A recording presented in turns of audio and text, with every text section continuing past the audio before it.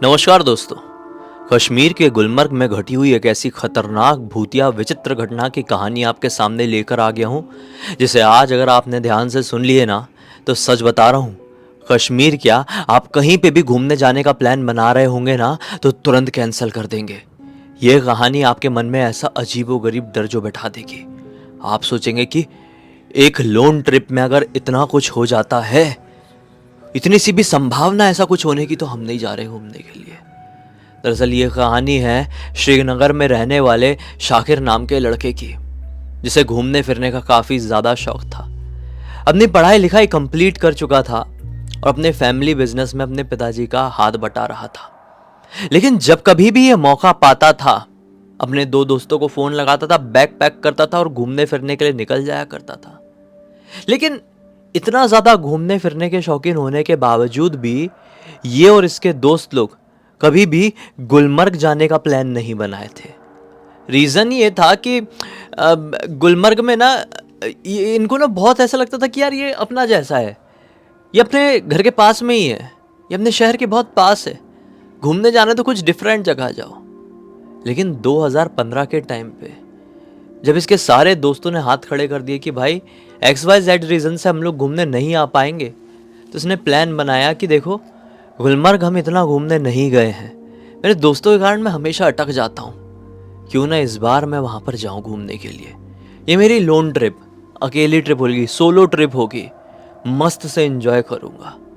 वहाँ पर कुछ ऐसे हिडन प्लेसेस हैं जहाँ पर वुडन कॉटेजेस मिलते हैं, उसमें तो कई बार रेंट भी नहीं देना होता है, केयर टेकर रहता है, उसे थोड़े बहुत पैसे पकड़ा दो, 100-200 रुपये, पूरी रात काटो। मैं ऐसा कुछ करूँगा, बहुत मज़ा आएगा।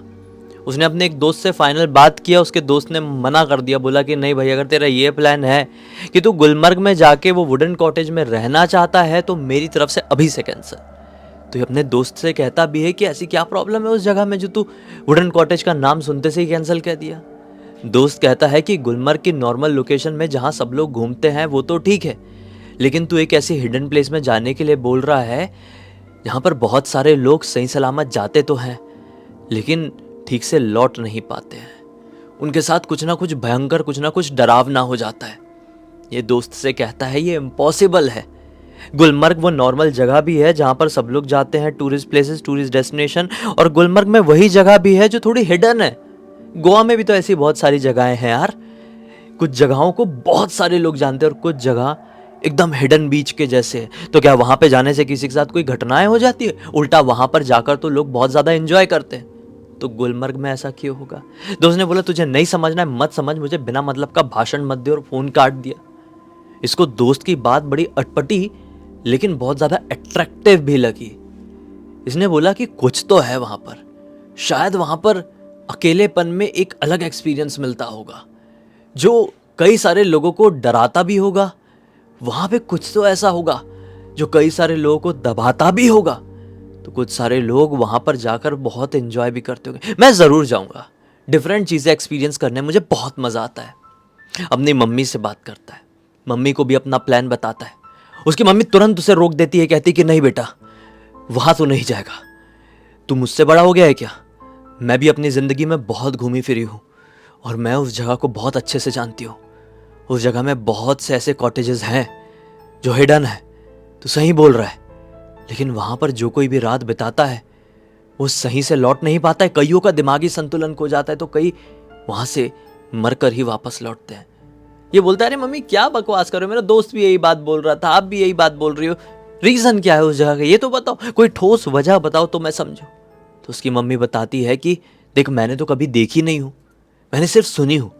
कुछ लोग कहते हैं कि वहां पर एक अजीबो गरीब साया घूमता है हर रात, और खासकर ऐसी रातों में जब बहुत ज्यादा ठंड पड़ती है, जब सारे लोग अंदर दुबक कर सो रहे होते हैं।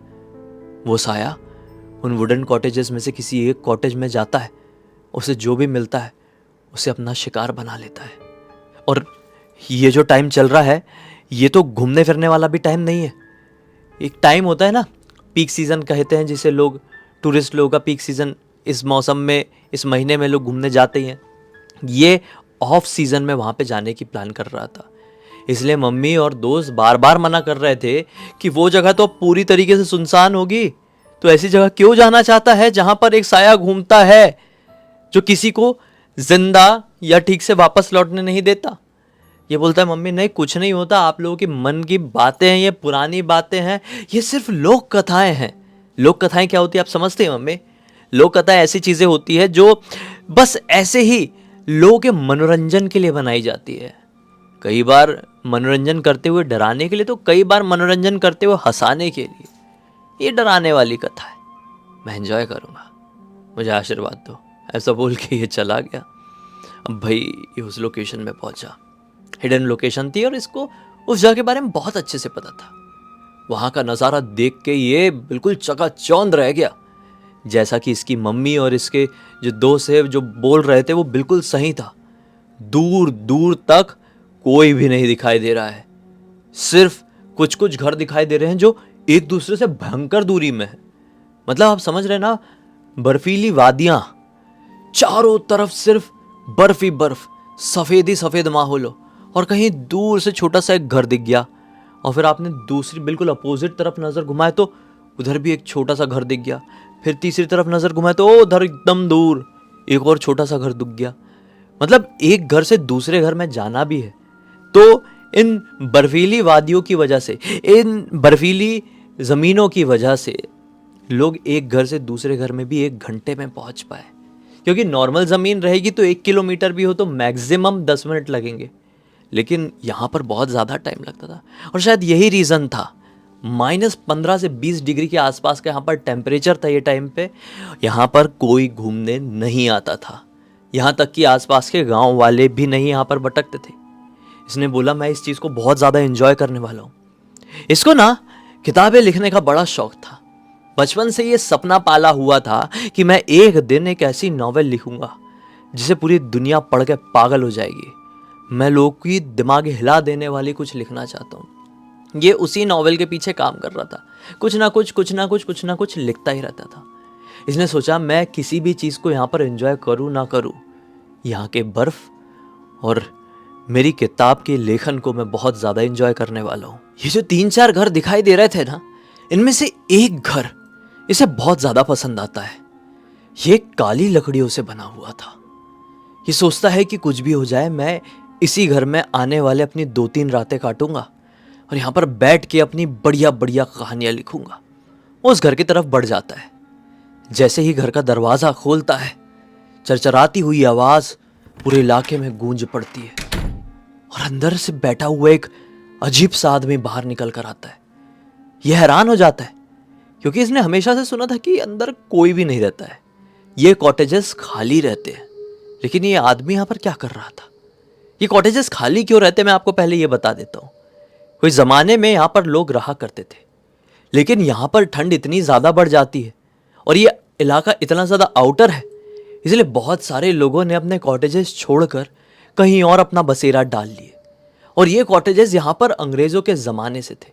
तो बहुत सारे टूरिस्ट जो कि गुलमर्ग की ऑफ बीट लोकेशन को एंजॉय करना चाहते, वो ऐसे वुडन कॉटेजेस को अपना कुछ रातों का ठिकाना बनाते हैं। खैर, विचित्र सा आदमी इसके पास आता है जिसका कंधा कुछ इस प्रकार से झुका हुआ था। इसके पास आकर कहता है कि तू अंदर आने की कोशिश मत करना, तेरे जैसों को मैंने कईयों को रोकने की कोशिश किया, लेकिन मेरी बात कोई सुनता नहीं है। तू भी सुन ले, निकल जा, वापस लौट जा। कहाँ से आया है? ये बोलता है मैं श्रीनगर से आया हूँ। हाँ हाँ, जा वापस चले जा, तेरा घर तो बहुत ज़्यादा पास है। यहाँ पर हर रात वो आता है और सबको खा जाता है। ये बोलता है कौन वो आता है, किसको खा जाता है, और खा जाता है तो तुमको क्यों नहीं खाया? बोलता है तू मेरी छोड़, मुझे कोई कुछ नहीं कर सकता, तेरी भलाई के लिए कह रहा हूँ, तू चले जाए यहाँ से वरना बहुत बुरा होगा। जो कुछ भी हो जाए यहाँ पर तो रात काटने की सोचना भी मत। ये बोलता है कि सुनो, 1000 रुपये दूंगा, मुझे ये जगह ये घर बहुत ज़्यादा पसंद आ गया है। यहाँ पे कई घर और भी हैं, वहाँ पर तुम्हारे जैसा कोई केयरटेकर है नहीं। मैं चाहूँ तो वहाँ पर रात बिता सकता हूँ, लेकिन मुझे यहीं पर रहना है। यहाँ की खिड़की से देखो, बाहर का पूरा खुला हुआ नज़ारा दिखता है। वो आदमी कहता है पागल मत बन, खिड़की की बात ज़्यादा मत कर, अभी तो दिन का वक्त है, इसलिए मैंने ये खिड़की खोल कर रखा हूँ, वरना रात के समय वो इसी खिड़की को तोड़कर अंदर आ जाता है। इसलिए इस खिड़की को हमेशा बंद रखना पड़ता है, वो कभी इस घर के अंदर का नज़ारा देख ना पाए। इसलिए ये मैं ना जाने कितने सालों से यहाँ पर कर रहा हूँ। ये मन ही मन सोचता है कि ये आदमी ज़रूर पागल है, कुछ का कुछ बोल रहा है। इसकी बातों में ना सर है ना पैर है। इसकी बातों में शाकिर को ऐसा लगता है कोई सेंस ही नहीं बचा हुआ। ये आदमी या तो पागल हो चुका है अकेले रह रह के यहाँ पे, या तो भयंकर वाला नशा किया है। ये आदमी से कहता है ठीक है, मैं आपकी बात समझ गया, आप 1000 रुपये ले लीजिए और आप चले जाइए। आपका भी तो कोई घर बसेरा होगा, मैं रात होने से पहले चले जाऊँगा। कम से कम दिन तो यहाँ पर काट लेता हूँ, फिर रात होती रहेगी और मैं मेन गुलमर्ग की तरफ चले जाऊँगा और कोई होटल ले लूँगा। आदमी बोलता है ये ठीक है, लेकिन देख, अगर तूने गलती किया तो पछताएगा तू ही। अभी मैं जाता हूँ, रात में ज़रूर देखने आऊँगा। वो आदमी चला जाता है। ये बोलते हैं एक से एक लोग हैं, चलो कोई नहीं, मुझे फाइनली एक ब्यूटीफुल लोकेशन मिल गई है। ये अपना बैग वैग उतारता है बढ़िया से। वो चिमनी वाली आग रहती ना, आपने फिल्मों में भी देखे होंगे, कॉटेज के अंदर वो चिमनी थी, उसमें मस्त आग जलाता है और वहाँ पर वो एक चेयर थी, वो ऐसी ऐसी जो झूलती रहती है, उस चेयर में बैठ जाता है और अपने नॉवेल को निकाल कर उसको शुरू से पढ़ना शुरू कर देता है कि आखिर मैंने क्या क्या लिखा हूँ और मुझे किस तरीके से आगे बढ़ना है। क्योंकि आने वाले 2-3 दिनों तक मुझे यहाँ पर डिस्टर्ब करने वाला कोई भी नहीं रहेगा। मैं जब कभी भी कुछ भी लिखने की प्लान करता हूँ, या तो घर वाले, या तो दोस्त, या तो आसपास का माहौल मेरे दिमाग को ऐसा डिस्ट्रैक्ट करता है कि मैं ढंग से आगे बढ़ ही नहीं पाता हूँ। ये जगह सही है। वो इसी रीज़न से अपनी कहानी वापस से पढ़ने लगता है। वो इतना ज़्यादा खो गया कहानी में, कुछ करेक्शन करने में, कुछ पढ़ाई लिखाई करने में उसमें, कि उसको पता ही नहीं चला कि कब बहुत रात हो गई। इसने सोचा अरे यार, मैंने तो सोचा ही नहीं कि खाने पीने का कैसा करूँगा। अच्छा हुआ था मैगी रख लिया था, अब चलो कोई बात नहीं, आज रात मैगी बना के ही गुजार लेता हूँ। क्या करता है, बैग खोलता है, उसमें मैगी थी। अब यहाँ पर वो आदमी तो रहता था, तो बेशक उसने कुछ खाना बनाना, खाने का ज़रूर इंतज़ाम रखा होगा। वो किचन की तरफ जाता है, छोटा सा किचन था इस कॉटेज में। किचन की तरफ जाता है और उसमें देखा कि अरे वाह, यहाँ पर तो इंडक्शन है। वो इंडक्शन में बढ़िया से पानी रखता है और मैगी बनाना शुरू कर देता है। वहाँ मैगी बन रही थी और बाहर ज़ोरों का बर्फीला तूफान शुरू हो गया था। साएं साएं करती हुई ये आवाज़ ऐसी बैकग्राउंड म्यूज़िक दे रही थी जैसे अच्छी अच्छी हॉरर फिल्मों में भी ना आती हो। माहौल बहुत बढ़िया बना हुआ था। ये फिर से अपनी कहानी को पढ़ने और करेक्शन करने में लग गया। इतने मैगी बन गई, इसने बढ़िया से मैगी खा लिया। अब मैगी खा के सोचा कि यार बहुत थकान हो गई है, खा लिया हूँ तो अब नींद जैसी आ रही है, एक काम करता हूँ, सो जाता हूँ। अगले दिन से उठकर कोई टेंशन नहीं रहेगा, बढ़िया से लिखाई शुरू करूँगा। आज जितनी करेक्शन करना था कर दिया, अब कहानी में आगे बढ़ूँगा मैं। और वो मस्त, हमने एक वहाँ पर बिस्तर लगा हुआ था, इतना प्यारा माहौल कि बड़े बड़े रिजॉर्ट में ना रहता हो। इसे बहुत अच्छा लग रहा था, डोपामीन रिलीज हो रहा था बॉडी से। ये बढ़िया जलती हुई आग को छोड़ दिया उस चिमनी में और जाके बिस्तर में सो गया। बहुत गहरी और बहुत प्यारी नींद आई। लेकिन रात के ठीक 3 बजे कोई दरवाजे में ठक ठक ठक ठक ठक ठक ठक ठक ठक ठक ठक ठक ऐसा नॉक करता है। ये हड़बड़ा के उठता है। इसको तुरंत याद आता है कि अरे यार, वो पागल केयर टेकर आ गया, शायद वो मुझे फिर परेशान करेगा, क्योंकि उसने मुझे बोला था कि कुछ भी हो जाए यहाँ पर रात मत बिताना। तो रात के 3 बज गए, इतने बजे उससे बहस करना पड़ेगा। क्या करूँ, दरवाज़ा खोलूँ ही नहीं क्या? ये सही रहेगा, सो जाता हूँ वापस से। ये फिर सोने की कोशिश करने लगा। 2 मिनट आवाज़ बंद हुई, फिर ठक ठक ठक ठक ठक ठक ठक ठक ठक ठक ठक ठक। इसका दिमाग इरिटेट हो गया। ये तकिया उठाता है और तकिया में कान में एकदम ऐसे दबा देता है। क्या वो कितना भी ठोकेगा मुझे ठीक से आवाज़ सुनाई नहीं देगी।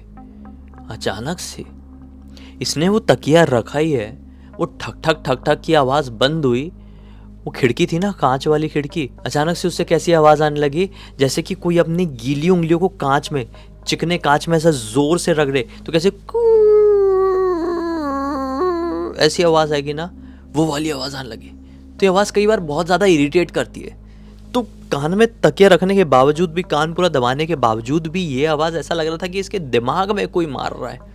ये तकिया फेंका और बोला, मैं उस केयर टेकर की अब भी ऐसी तैसी करता हूँ। गुस्से में बिस्तर से उठा और झटके से दरवाजा खोला, ए परेशान क्यों कर रहे? ये बोलते से ही वो बाहर का नजारा देखकर पूरा हैरान रह गया, क्योंकि बाहर तो कोई भी नहीं था।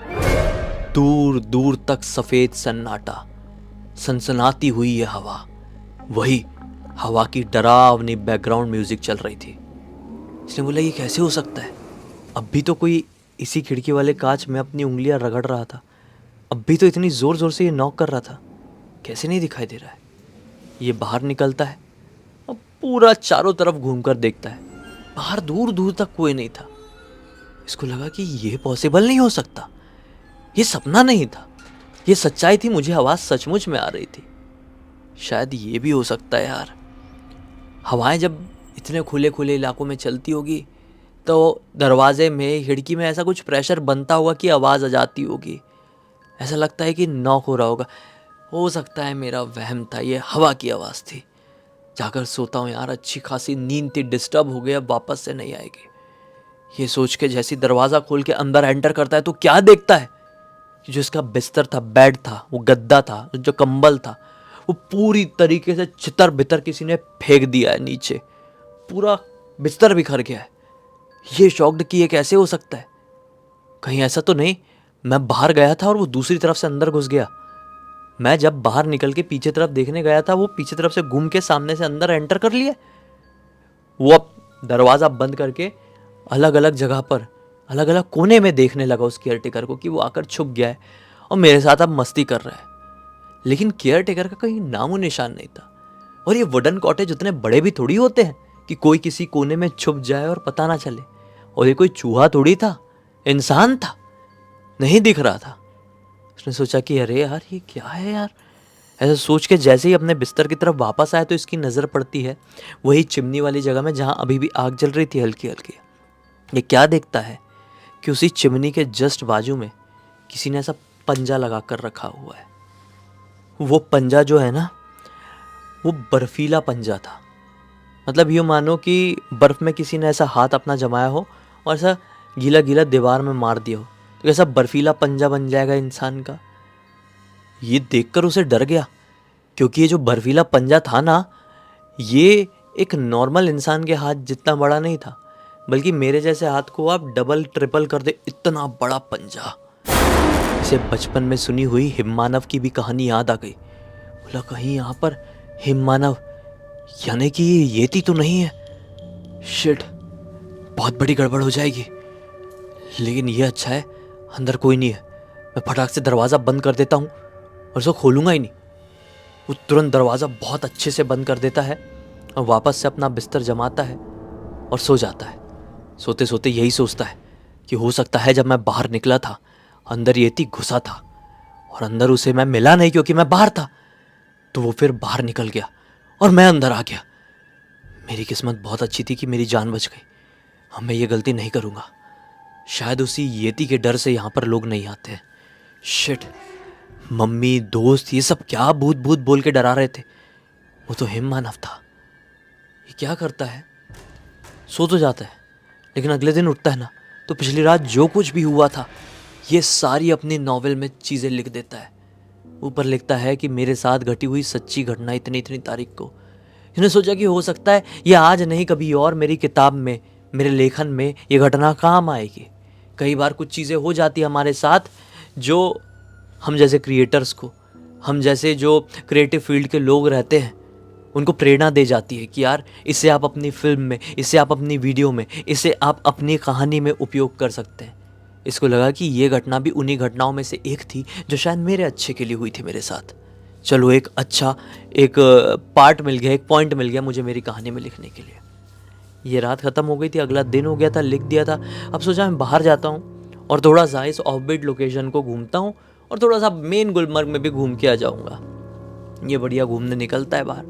तो जैसे ही इस ऑफबीट लोकेशन से बाहर निकलने वाला था तो इसे एक आदमी दिखाई देता है। उस आदमी को ये रोकता है क्योंकि इसके दिमाग में पिछली रात की बहुत सारी चीज़ें थी। उस आदमी से पूछता है कि भाई साहब यहाँ पे कोई दानव रहता है क्या? आदमी शॉक्ड, बोलता है दानव? नहीं, यहाँ कोई दानव नहीं रहता है। ये पूछता है कि आप यहीं के रहने वाले हैं? आदमी कहता है कि हाँ, मैं काफ़ी सालों से गुलमर्ग में ही रहता हूँ, लेकिन आप क्या कर रहे हैं यहाँ पर? ये बताता है कि वो पीछे आप काली लकड़ी का घर देख रहे हैं, उसी में पिछली रात मैंने बिताया और आने वाली 2-3 रातें और बिताने वाला हूँ। आदमी कहता है कि बहुत बड़ी गलती कर रहे हो, तुम्हें उस केयर टेकर ने कुछ बताया नहीं क्या? ये बोलता है बताया तो, बड़ी अजीब सी बातें कर रहा था, मुझे लगा पागल है।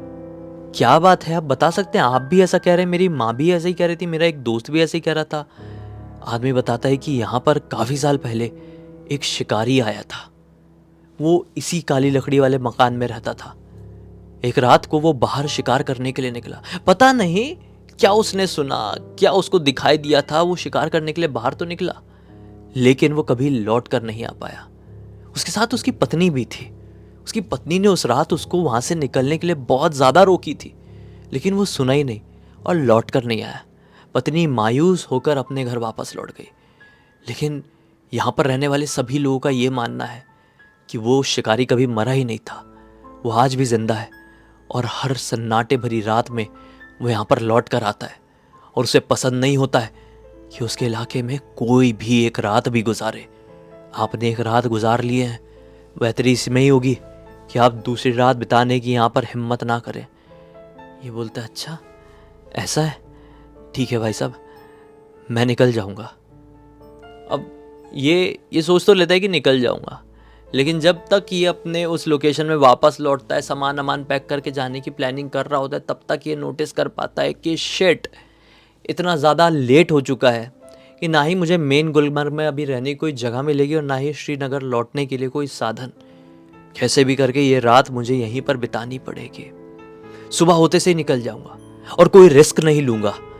कोई भी खटखटाए, कोई भी उंगली बजाए, मैं दरवाज़ा नहीं खोलूंगा। चुपचाप से सो जाऊंगा, कुछ खाऊंगा भी नहीं, कोई मस्ती नहीं, कोई हरकत नहीं। बस ये तुरंत जाता है, हल्की सी चिमनी जलाता है और सो जाता है। लेकिन फिर रात एग्जैक्टली 3 बजे एक जोर की हवा का झोंका अंदर आता है, जुप से। ये नींद में था गहरी, लेकिन ये हवा का झोंका इतना तेज था, दरवाजे खिड़की सब बंद थे। हाँ, इतना तेज हवा का झोंका था कि उसके पूरे शरीर के रोंगटे खड़े हो गए और इसकी जुप से नींद खुल गई। ये ऊपर से नीचे तक कांप उठा था। ये कैसे हो सकता है? इतनी भयंकर ठंडी हवा का झोंका कैसे अंदर आया? और खट से एक आवाज सुनाई देती है। जैसे पलट कर देखता है तो क्या पाता है, इसे कमरे का दरवाजा झटके से खुल चुका है और बाहर एक डरावना सा लंबा चौड़ा आदमी खड़ा हुआ है। यह आदमी था या कुछ और, इसका जवाब इसके पास नहीं था। हाँ, उसके 2 हाथ, 2 पैर, एक मुंह, एक नाक, 2 आंख थी, लेकिन वो आदमी था भी और नहीं भी। ये सारी चीजें अपनी किताब में लिख देता है और किताब बंद करके उसी चिमनी के बाजू वाले उस चेयर के ऊपर रख देता है। फिर अगला दिन निकलता है। अगले दिन वो केयर टेकर, इस घर का केयर टेकर यहाँ पर पहुंचता है और जैसे ही वो दरवाज़ा खोलकर अंदर आता है तो क्या देखता है कि शाकिर तो बर्फ का बना हुआ है, जम चुका है, उसके शरीर में जान ही नहीं है। ऐसा लग रहा है कि किसी इंसान को काफी दिनों तक किसी रेफ्रिजरेटर में रखा गया था, -70-80 डिग्री सेल्सियस में, और फिर बाहर निकाला गया है। वो मुर्दा बन चुका है, बस ऐसे ही। आंखें ऐसी फटी हुई है जैसे ना जाने उसने क्या देख लिया। उसी केयर टेकर को शाकिर की वो किताब, वो नॉवेल मिली जिसमें उसने वो सारी घटनाएं लिखा था जो उसने यहां पर आने के बाद फेस किया था। उसमें सिर्फ आखिरी घटना वही थी, दरवाजा खुला और उसे एक विचित्र सा आदमी दिखाई दिया, बस। उसके बाद शाकिर के साथ क्या हुआ, इसका जवाब इस दुनिया में किसी के भी पास नहीं है। अब उसका जो सामना हुआ था वो कोई हिम मानव था या फिर वो शिकारी जो कभी मरा ही नहीं था, जो पिछले काफी सालों से यहां पर भटक रहा था, नहीं पता। इस पूरी घटना की कहानी मुझे किसी और ने नहीं बल्कि प्रथमेश नाम के लड़के ने इंस्टाग्राम पर लिख कर भेजा, जो घूमते घूमते उसी इलाके के आसपास पहुंचा था। उसका सामना उसी केयर टेकर से हुआ था और उस केयर टेकर ने उसे ये कहानी बताया था। प्रथमेश ने उस केयर टेकर को पागल नहीं समझा, उसकी बातों को सीरियस लिया और वहाँ से उस ऑफ बीट लोकेशन से लौट गया और ये कहानी मुझे लिख भेजा। मैंने सोचा आप लोगों को सुनाऊं, एक मनोरंजन भी मिल जाएगा और साथ ही साथ एक ऐसी अनोखी जानकारी जो आज तक शायद कोई भी सॉल्व नहीं कर पाया है। एक हिम मानव, एक येती या फिर एक शैतान, शिकारी का भूत, नहीं पता। इसी एक नोट के साथ आपको क्या लगता है कमेंट सेक्शन में ज़रूर बताइए। बाकी इस एक नोट के साथ इस कहानी का अंत कर देते हैं। अब तक इस वीडियो को देख लिए हैं तो लाइक ज़रूर कर देना, चैनल को सब्सक्राइब करके बेल आइकन दबा के ऑल के ऑप्शन में क्लिक करना, क्योंकि इसी तरह के हैरान कर देने वाले खौफनाक वीडियोस डेली आप लोगों के सामने लेके आता रहता हूँ। इंस्टाग्राम की लिंक इस वीडियो के डिस्क्रिप्शन बॉक्स में मिल जाए, क्लिक करके डायरेक्टली वहाँ पर पहुँच जाना। और इसी तरह की कोई भी कहानी, टॉपिक या जानकारी आप लोग के पास भी है तो लिख भेजना। हो सकता है मेरा अगला वीडियो कल आपके हिसाब से ही बन रहा हो। तो चलिए कल फिर से मिलते हैं, तब तक के लिए बहुत बहुत धन्यवाद। आपका दिन शुभ हो।